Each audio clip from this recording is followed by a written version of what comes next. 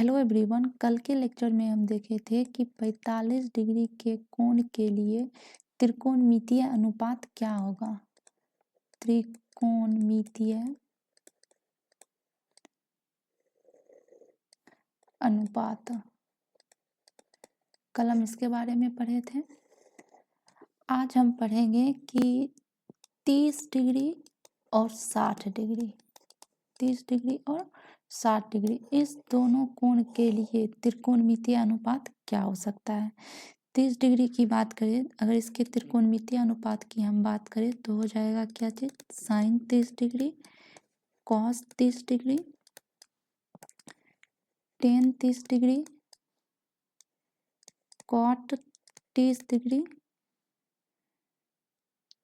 Cosec 30 डिग्री और sec 30 degree. अगर हम 60 डिग्री की बात करेंगे तो क्या हो जाएगा, साइन 60 डिग्री, कॉस 60 डिग्री, टेन 60 डिग्री, कॉट 60 डिग्री, कॉसेक 60 डिग्री और सेक 60 डिग्री। इस सारे का मान फाइंड करना है। कल जैसे हम कि साइन 45 डिग्री कॉस 45 डिग्री का मान निकाले थे, उसी तरह से इसका मान हमको निकालना है। ठीक है, तो इसका हम प्रूफ देखेंगे कि कैसे प्रूफ होगा। ठीक है, आइए आगे हम इसको देखते हैं। इसके लिए हम क्या करेंगे, पहले जो है हम एक समबाहु त्रिभुज बनाएंगे।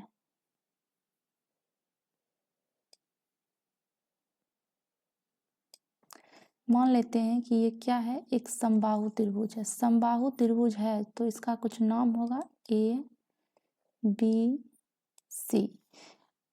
ये क्या है, समबाहु त्रिभुज है, समबाहु त्रिभुज है। समबाहु त्रिभुज का क्या क्राइटेरिया रहता है कि इसमें जो है इसकी सारी भुजा बराबर होती है। ए बी जो है बराबर होगी बी सी के और बी सी जो है वो बराबर होगी ए सी के। ये सारे भुजा जो है इसके बराबर होगी। यहाँ पर त्रिभुज में अगर हम देखें तो ये ए बी जो है वो बराबर होगा ए सी के और ये बराबर होगा बी सी के। तीनों भुजाएं आपस में बराबर होगी और इसका जो है एंगल है कोण ए, ये बराबर होगा किसके, कोण बी के, और ये बराबर किसके होगा, कोण सी के। ये तीनों एंगल भी इसके बराबर होगी। कितना इसका मान होगा, 60 डिग्री इसका मान होगा। कैसे 60 डिग्री इसका मान होगा तो वो देखते हैं। मान लेते हैं कि ये कोण ए जो है, कोण बी और कोण सी जो है तीनों बराबर है, तो इसको हम x मान लेते हैं। तो हम क्या जानते हैं कि त्रिभुज की तीनों कोणों का योगफल कितना होता है, 180 डिग्री होता है। यानी कि कोण ए प्लस कोण बी प्लस कोण सी बराबर कितना हो जाएगा, 180 डिग्री हो जाएगा। कोण ए को क्या माने हैं हम, x माने हैं, तो x कोण बी x कोण सी x, तीनों कोण x क्यों होगा, क्योंकि तीनों ही कोण क्या है, बराबर है। इक्वल्स टू इसको लिखेंगे 180 डिग्री। तो यहाँ से क्या हो जाएगा, 3x बराबर क्या होगा, 180 डिग्री। तो यहाँ से x बराबर क्या मान आ जाएगा, 180/3,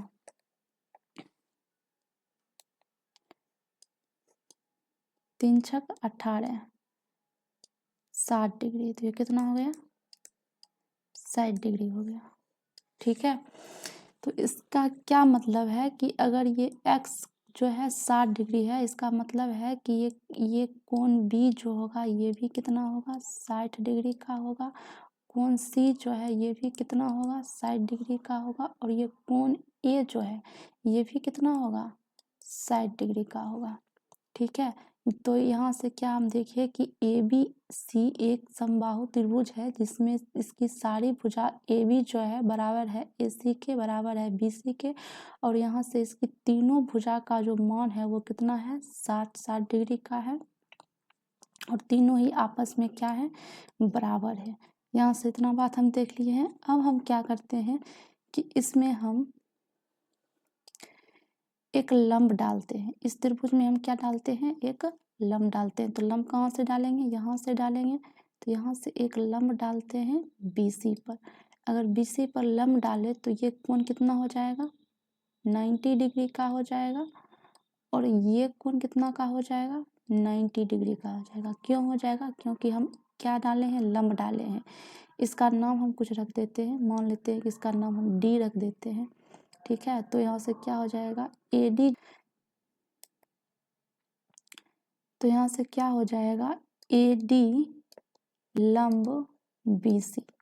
यहाँ पर क्या हुआ, AD को जो है हम लंब डाले हैं किस पर, BC पर। AD लंब है, यहाँ से देख सकते हैं लंब मतलब क्या है, ये पूरा का पूरा 90 डिग्री का एक भुजा है। यहाँ पर लकीर जो डाले हुए हैं AD लंब, तो ये 90 डिग्री का है। AD जो है किस पर डाले हैं हम लंब, BC पर डाले हैं। ये यहाँ से ये क्या है, ये BC है, ये तो इस पर हम डाले हैं। तो यहाँ से ये 90 डिग्री का हो गया, ये भी 90 डिग्री का हो गया। तो यहाँ से हम आगे क्या देखते हैं, इसका हम प्रूफ देखते हैं आगे। यहाँ से हम एक ट्रायंगल बना लेते हैं।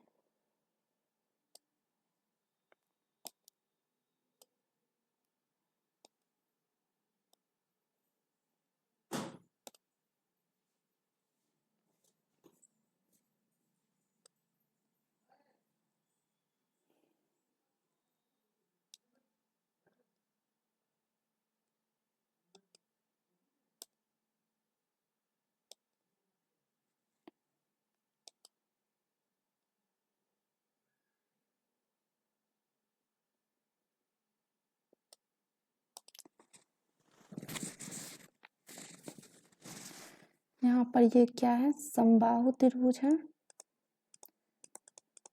समबाहु त्रिभुज है, जैसा कि ऊपर में हम देखे थे। तो इसका ये यहाँ पर ये दोनों कोण क्या हो जाएगा, 60 डिग्री का हो जाएगा, और ये कोण भी 60 डिग्री का हो,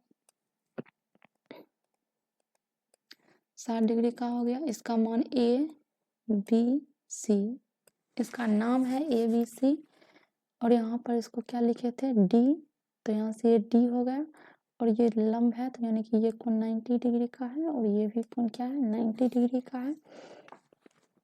तो अब हम क्या देखते हैं, त्रिभुज ABC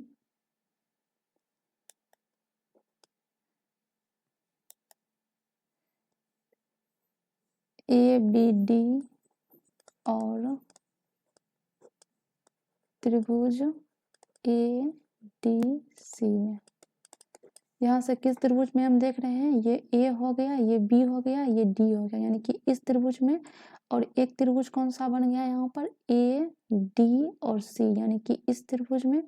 इस दोनों त्रिभुज में हम क्या देखते हैं कि यहाँ पर AB जो है, AB है वो किसके बराबर है, AC के बराबर है। ये AB जो है किसके बराबर हो गया, AC के बराबर हो गया। अभी तुरंत हम ऊपर में डिस्कस किए हैं। उसके बाद यहाँ पर AD जो है वो बराबर होगा AD के, क्योंकि दोनों एक ही भुजा है। यहाँ पर AD जो है वो बराबर किसके है, AD के, यानी कि खुद के बराबर होगा। और आगे क्या हो जाएगा, कोण B जो है वो बराबर होगा किसके, कोण C के। ये दोनों कोण जो है आपस में बराबर होगी, और इसका कितना वैल्यू है, 60 डिग्री। तो यहाँ से क्या देखते हैं कि एक भुजा बराबर है, भुजा मतलब क्या होता है, साइड, इसको हम S लिखते हैं, ठीक है। हम क्यों लिख रहे हैं ये भी अभी पता चलेगा थोड़ी देर में। यहाँ पर ये भी भुजा है, तो ये भी क्या है, साइड है, तो ये भी S हो गया। और ये क्या है, ये एंगल है, ये क्या है, एंगल है, कोण है, ये कोण है। तो इसको किससे डिनोट करेंगे, A से। तो ये क्या होगा, यहाँ पर ये SAS, ये S है, ये A है, और ये S है। ये SAS सर्वांग समता से, सर्वांग समता नियम से ये क्या हो गया, ये त्रिभुज जो है सर्वांग सम होगा। त्रिभुज ABD सर्वांग सम हो जाएगा त्रिभुज ADC, ठीक है। ये सर्वांग समता का नियम होता है। ये कौन कौन सा होता है, कभी तो है SAS हो जाएगा, कभी ए एस ए हो जाएगा, तो कभी एस एस एस हो जाता है। ये क्या है इसको भी हम अभी समझ लेते हैं। सर्वांग समता जो है आखिर ये होती क्या है, पहले इसको हम समझते हैं। एक जो कॉन्सेप्ट होता है वो होता है समरूपता।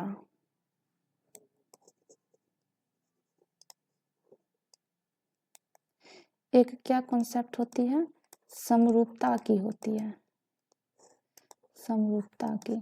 और एक होती है सर्वांग समता। क्या होती है, सर्वांग समता। तो समरूपता क्या होती है, सर्वांग समता क्या होती है, ये थोड़ा हम जान लेते हैं। ये तो क्लास 9th का ही है, इसे क्लास 9th में ही हम इसके बारे में पढ़ लेते हैं कि समरूपता क्या होती है और सर्वांग समता क्या होती है। लेकिन थोड़ा सा इसको हम रिकैप कर देते हैं अभी। समरूपता होती है कि जैसे कि मान लिया जाए कि ये वृत्त है, ठीक है, और एक ये वृत्त है।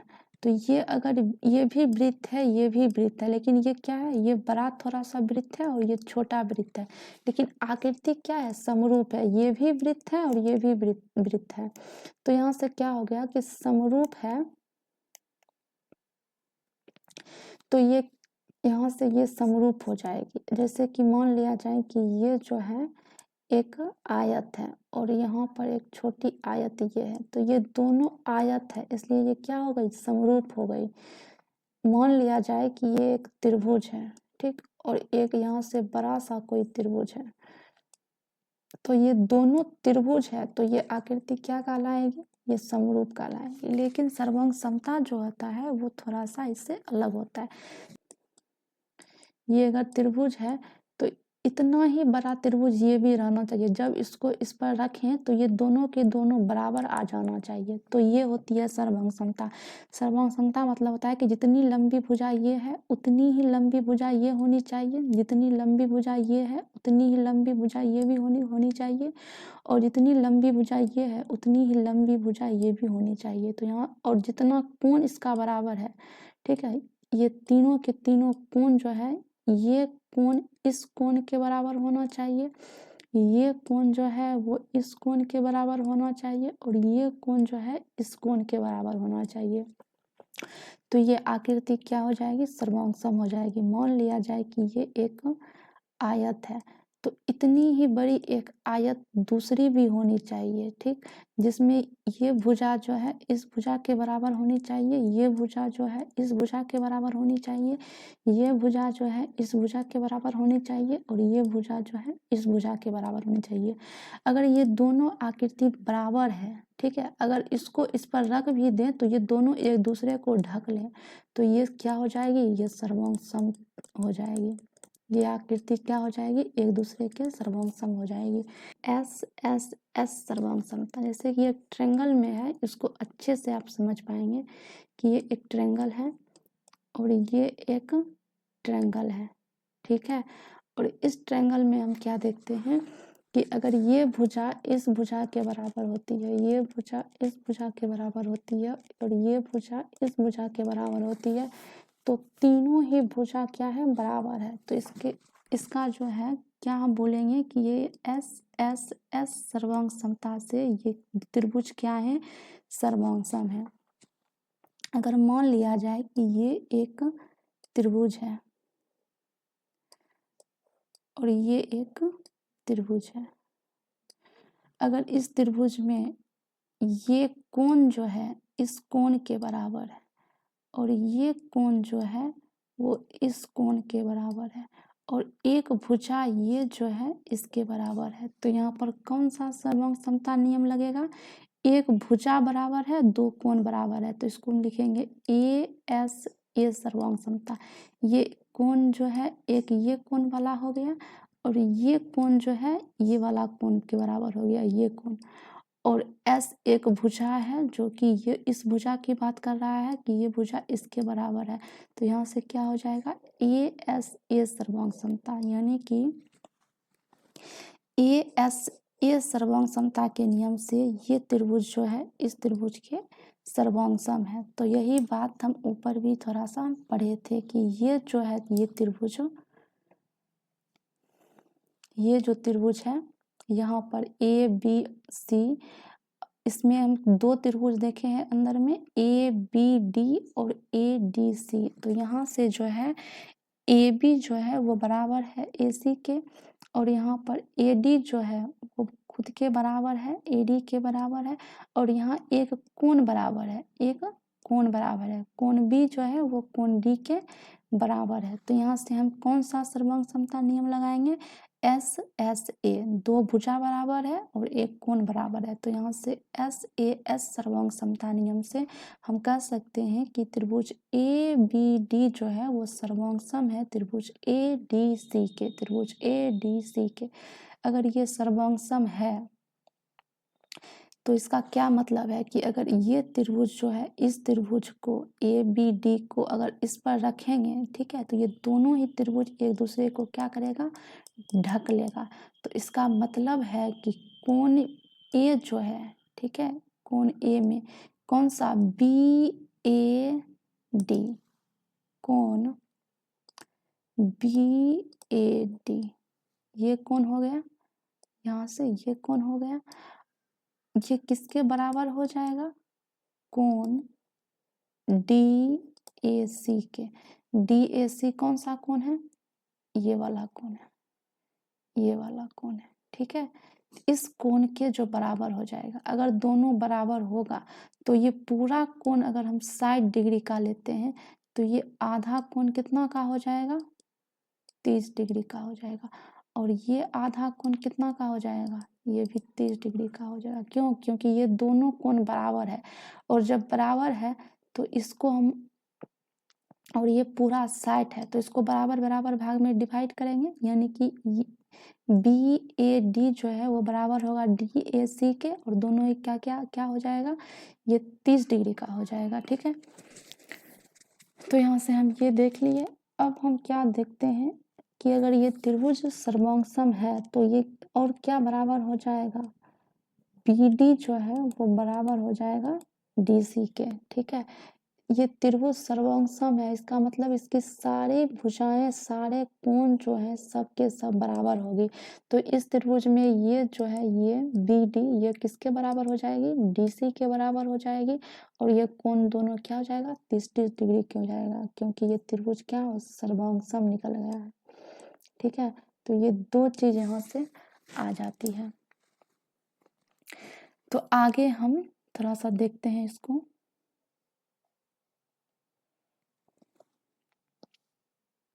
तो आगे जो है हम क्या देखेंगे, अब हम मान लेते हैं कि ये ए बी जो है ये कितना है, 2a है,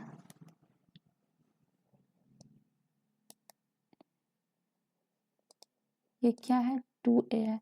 तो अगर ये त्रिभुज सर्वांग सम है तो यहाँ पर ए बी जो है बराबर है बी सी के, तो ये भी 2a हो जाएगा, और यहाँ से ये पूरे बी सी की लंबाई भी क्या हो जाएगी, 2a हो जाएगी।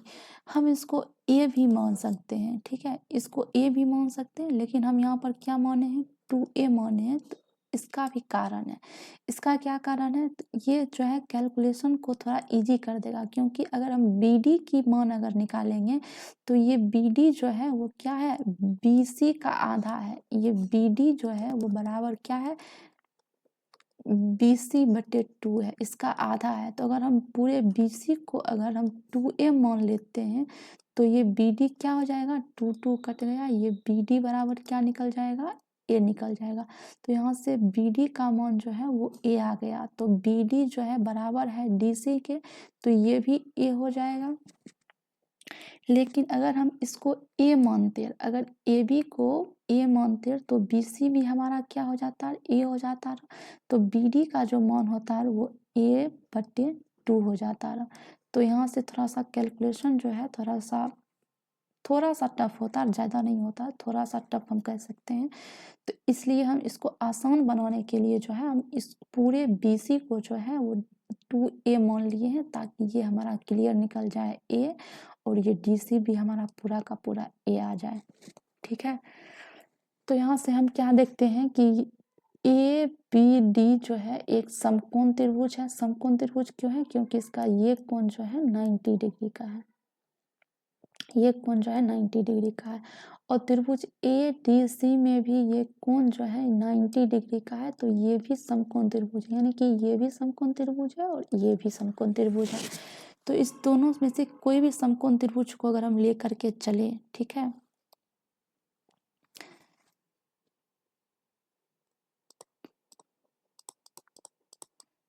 समकोण त्रिभुज ABD में, ठीक है, ABD कौन सा है, ये है, यहाँ से A और ये B और ये D, ये त्रिभुज को हम देखते हैं। तो यहाँ से क्या हो जाएगा, इसमें कर्ण कौन सा है, AB है, तो यहाँ से पाइथागोरस प्रमेय अगर हम लगाते हैं, अगर हम यहाँ से पाइथागोरस प्रमेय लगाते हैं,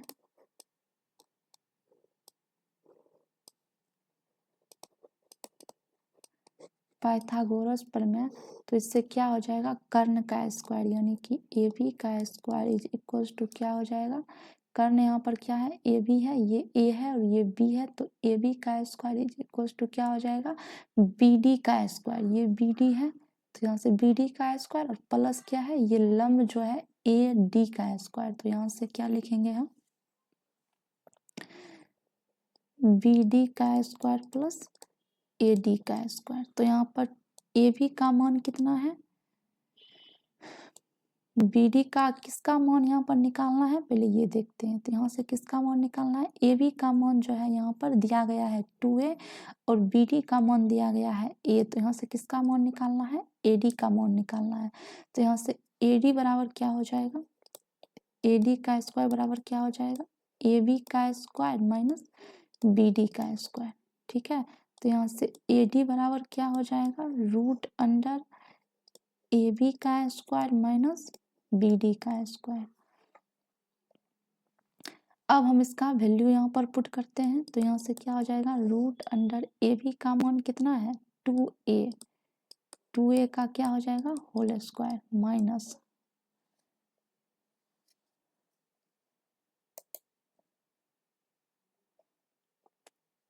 यहाँ पर देखेंगे AB का मान कितना है 2A है, तो यही अभी हम यहाँ पर पुट किए हैं, AB का मान 2A का होल स्क्वायर माइनस BD का मान कितना है, ये है, यहाँ पर रहा BD का मान A है, तो यहाँ से हम क्या लिखेंगे A का स्क्वायर, तो A का होल स्क्वायर, तो यहाँ से क्या हो जाएगा रूट अंडर 2A का स्क्वायर क्या हो जाएगा, 2 का स्क्वायर 4, A का square A square 4A square minus A square.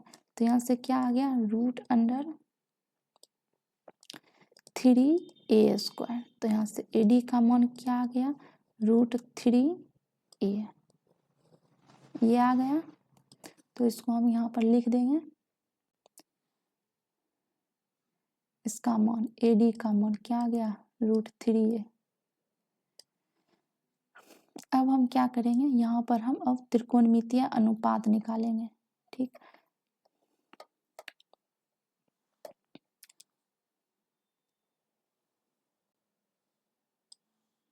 तो यहाँ से किसका मान निकालेंगे, साइन 30 डिग्री का मान, तो साइन थीटा बराबर क्या फॉर्मूला होता है, लंब बटे कर्ण। तो यहाँ से क्या हो जाएगा 30 डिग्री के लिए लंब देखेंगे। अब 30 डिग्री इस त्रिभुज में कहाँ पर है, यहाँ पर है और यहाँ पर है, दोनों में से किसी भी त्रिभुज को ले सकते हैं। तो इसी त्रिभुज को लेते हैं अगर, तो यहाँ से क्या हो जाएगा 30 डिग्री ये है, तो इसके सामने की भुजा कौन है BD, इसके सामने की भुजा BD है, तो ये क्या हो जाएगी लंब हो जाएगी। तो यहाँ से BD का मान लिखेंगे कितना है यहाँ पर A बटे कर्ण क्या है यहाँ पर, कर्ण है 2A, ये है कर्ण, तो यहाँ पर लिखेंगे बटे 2A, तो ये हो गया 2A, तो ये A और A कैंसिल आउट हो गया, तो यहाँ से क्या हो गया 1/2, तो साइन 30 डिग्री का वैल्यू कितना निकल गया है 1/2।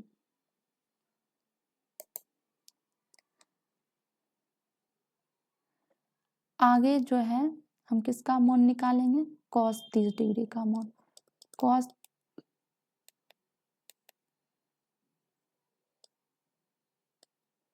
कॉस 30 डिग्री, कॉस 30 डिग्री का क्या, कॉस थीटा का क्या फॉर्मूला होगा आधार बटे कर्ण। तो 30 डिग्री के लिए देखेंगे कि आधार क्या है, तो ये रहा 30 डिग्री। अब 30 डिग्री किस पर बैठा है AD पर बैठा है, तो AD पर बैठा है तो AD का मान कितना है √3/a। तो यहाँ से क्या लिखेंगे आधार में √3/a, √3a है, यहाँ पर क्या है √3a है, √3/a नहीं है, √3a है, तो यहाँ से लिख दिए हम √3a। अब कर्ण क्या है, कर्ण का मान कितना है 2a है, तो 2a हो गया, a कट गया, तो यहाँ से क्या निकल गया √3/2। तो cos 30 डिग्री का मान कितना आ गया √3/2 आ गया है। अब हम किसका मान निकालेंगे, अब हम निकालेंगे tan 30 डिग्री का मान, tan 30 डिग्री का मान। तो tan थीटा बराबर क्या फॉर्मूला होता है, लंब बटे आधार। तो यहाँ से लंब बटे आधार करेंगे। अब 30 डिग्री के लिए लंब हम क्या निकाले थे, यहाँ पर देख लेते हैं, यहाँ पर a हम लिखे थे, तो लंब क्या था 30 डिग्री के लिए a था और आधार क्या था √3a था। तो यहाँ से क्या लिखेंगे √3a, तो a कैंसिल आउट हो गया, तो यहाँ से क्या निकल गया 1/√3।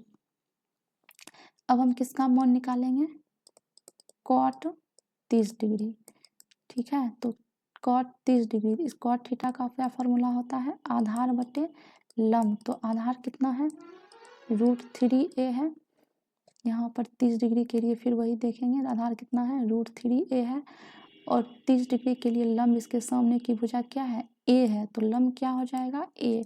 तो यहाँ से क्या लिखेंगे हम √3a आधार हो गया और लंब क्या हो गया a हो गया, a कट गया, तो क्या हो जाएगा √3।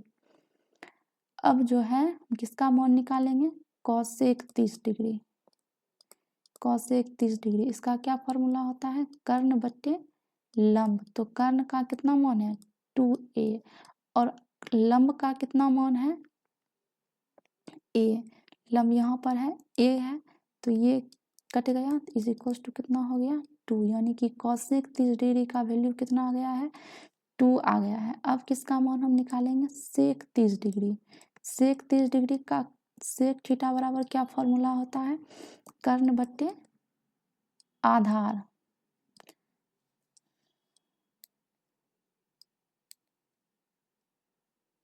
आधार तो यहाँ से कर्ण का मान कितना है 2a और आधार का मान कितना है √3a, तो ये कट गया, तो क्या हो जाएगा 2/√3। तो ये किसका मान निकल गया है sec 30 डिग्री का मान, ठीक है। तो अब हम जो है 30 डिग्री का मान जो है अब हम निकाल चुके हैं। अब किसका मान निकालेंगे 60 डिग्री का।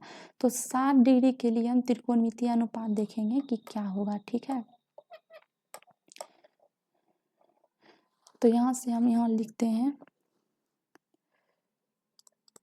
sin 60 degree, cos 60 degree, tan 60 degree, cot 60 degree, उसके बाद क्या हो जाएगा sec 60 डिग्री, cosec 60 डिग्री, ठीक है। तो sin 60 डिग्री, अब 60 डिग्री के लिए देखेंगे कि लंब क्या है और आधार क्या है। यहाँ पर है 60 डिग्री, ये है 60 डिग्री, तो 60 डिग्री के लिए लंब क्या हो जाएगी इसके सामने की भुजा, तो क्या है √3a। तो 60 डिग्री के लिए यहाँ लिख देंगे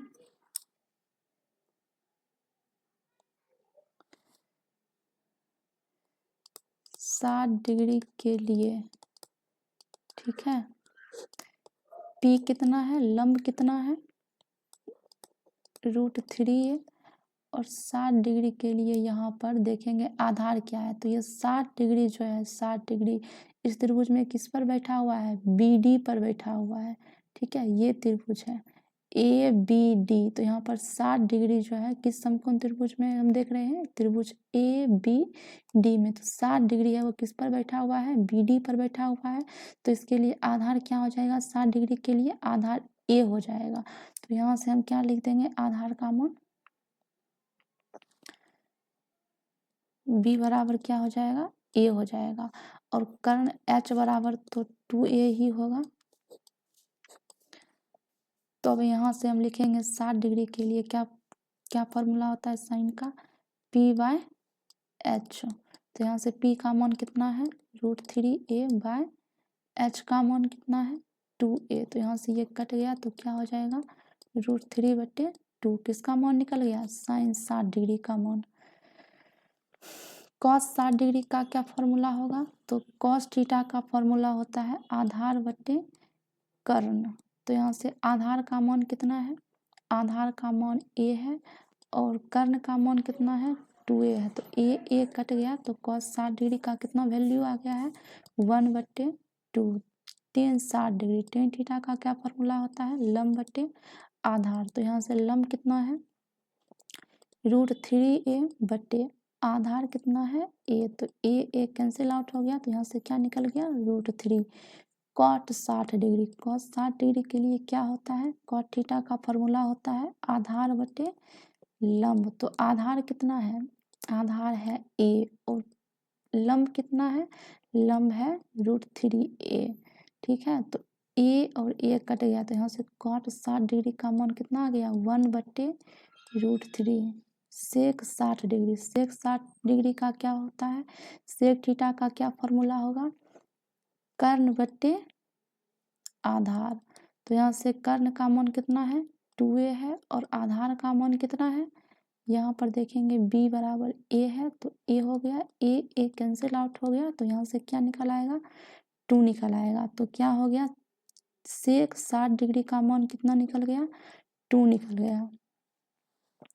अब हम देखते हैं cosec 60 डिग्री का मान। तो cosec थीटा बराबर फॉर्मूला होता है कर्ण बटे लंब। तो यहाँ से कर्ण का मान कितना है 2a है और लंब का मान कितना है √3a है। तो a कट गया तो यहाँ से क्या निकल गया 2/√3। तो ये हो गया पूरे 60 डिग्री का जितना भी है मान त्रिकोणमितीय अनुपात में सारा निकल गया है। और 30 डिग्री का हम यहाँ पर निकाले हैं 30 डिग्री का हम यहाँ पर निकाले हैं।